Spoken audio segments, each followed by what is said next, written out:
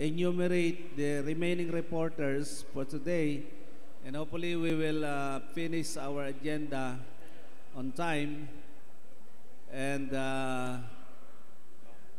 may I ask you to please limit the time for discussion.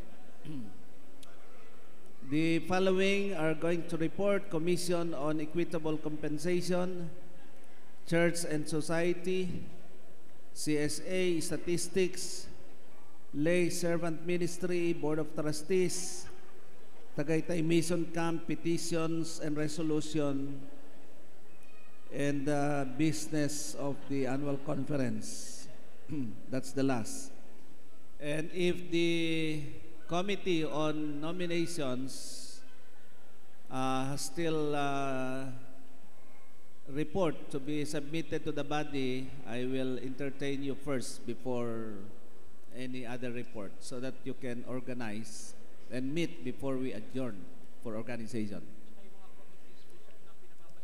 Yeah, that's part of the nominations report. Yeah, that's what I expect. Right, please be seated and do you have report, Committee on Nominations? Yes, you know. Okay. Regarding the page 35 of the journal, which it says,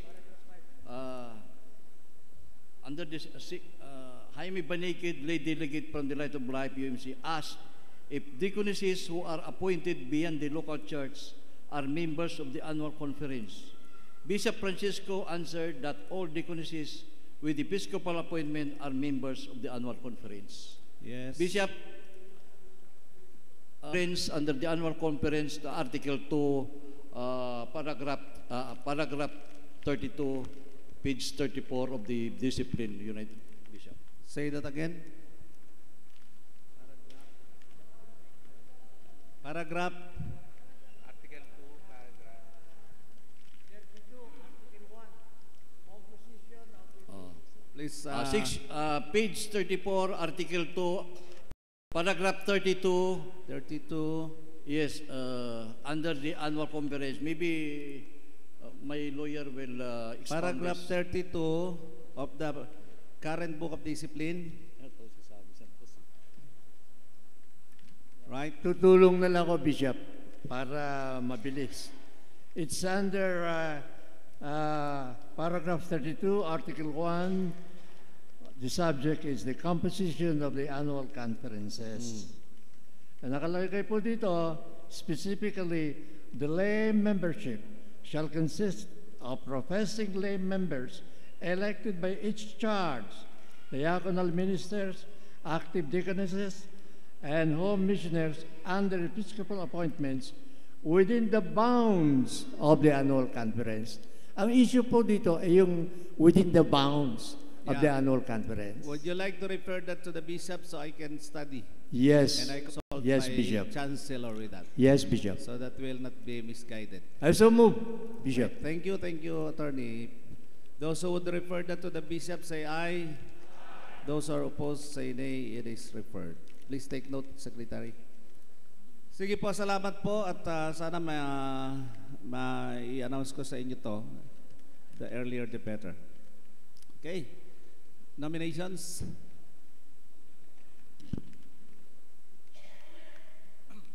Good morning, Bishop.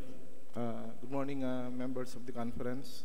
Additional po ito sa Committee on Missions, Evangelism, and Church Planting. The nominees are the following: from Northwest Metro Manila District. We came up with the nominees in consultation po with the respective, with the DSS. From the Northwest, The church planting. All right. Sige po. I'll furnish the Secretariat, Bishop, kay typewritten, ano po mamaya po. Yeah, but I want to know. I'm not, I did not hear all the names. And from Southwest po, we have, in consultation with the DS, From Southwest Metro Manila District, we have Genesis Galanza, Isabelita Andrade, Nelly Calpito, Pat Nievera, and Amina Lucena. So, 10 nominees po. Sino yung hula? Sino yung huli? Yung last name? Genesis Galanza, from Southwest po, Bishop. Andrade. Genesis Galanza, representing clergy. Isabelita Andrade, representing the deaconess. Nelly Calpito, siguro WSCS. Women. Pat Nievera from Delay, UMM. And Amina Lucena, Mina. youth, representing the youth. Lucena. Opo. Alright. Sino yung sa Northwest? Northwest po, Dave Sansano, representing Lay, UMM. Carlos Onilia, clergy. Earl Canlas, Lay. Sharon Yabut, deaconess and Maya. And Josie Vargas, WSCS. Wala yata So, dyan Committee on Missions, Evangelism, and Church Planting. Ayaw nyo bang isama dyan yung district superintendent saka lay leader o kay director ng ministries? It's up to you po, Bishop, and to the plenary.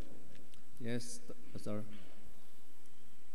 Bishop, I think that's the right observation, and I so moved, as suggested by the Bishop, that we include these two DSS, the chairperson of the connectional ministries, and Conference lay leader. yeah, of course, the conference lay leader. All right. So, mga kapatid, that's before you, the composition of mission, evangelism, and church.